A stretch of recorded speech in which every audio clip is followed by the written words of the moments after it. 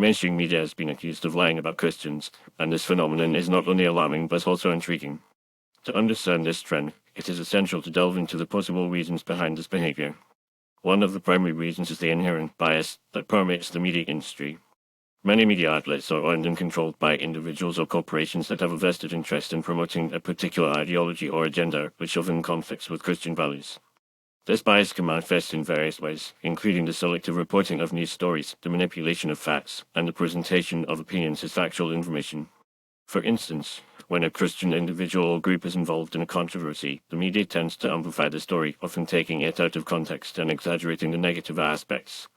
In contrast, when a non-Christian individual or group is involved in a similar controversy, the media tends to downplay the story or ignore it altogether. Another reason for the mainstream media's lies about Christians is the fear of being labeled as intolerant or bigoted. In today's society, where political correctness is the norm, many media outlets are hesitant to report on stories that may be perceived as negative towards certain groups, such as Muslims, LGBTQ individuals, or minorities.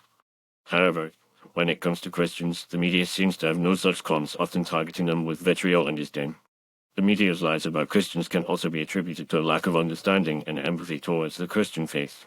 Many journalists and media personalities are not familiar with Christian teachings, values, and practices, which can lead to misrepresentation and misinformation. For example, the media often portrays Christians as being anti-science, anti-intellectual, and intolerant, which is a gross stereotype that does not reflect the diversity and complexity of the Christian faith. Furthermore, the mainstream media's lies about Christians can be seen as a deliberate attempt to undermine the influence of Christianity in society. Christianity has long been a dominant force in Western culture, shaping values, morals, and ethics. However, with the rise of secularism and liberal ideologies, there has been a concerted effort to erode the influence of Christianity and replace it with a more secular and humanistic worldview. The media, as a powerful tool of social influence, has been instrumental in promoting this agenda, often by marginalizing and discrediting Christian voices. In addition, the media's lies about Christians can also be driven by ratings and revenue. Sensationalized stories about Christians, such as scandals, controversies, or tragedies, can attract a large audience and generate significant advertising revenue. The media's obsession with clickbait headlines and viral content can lead to the exploitation of Christian individuals and groups, often for the sake of entertainment value rather than journalistic integrity.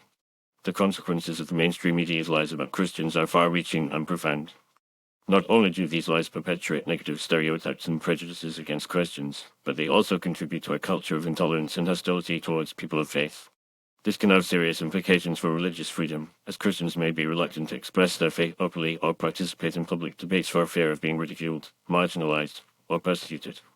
In conclusion, the mainstream media's lies about Christians are a complex phenomenon that can be attributed to a range of factors, including bias, fear, lack of understanding, and a deliberate attempt to undermine the influence of Christianity. As a society, it is essential that we recognize and challenge these lies, promoting a more nuanced and balanced understanding of the Christian faith. By doing so, we can foster a culture of tolerance, respect, and open dialogue, where people of all faiths and backgrounds can participate and contribute without fear of persecution or marginalization.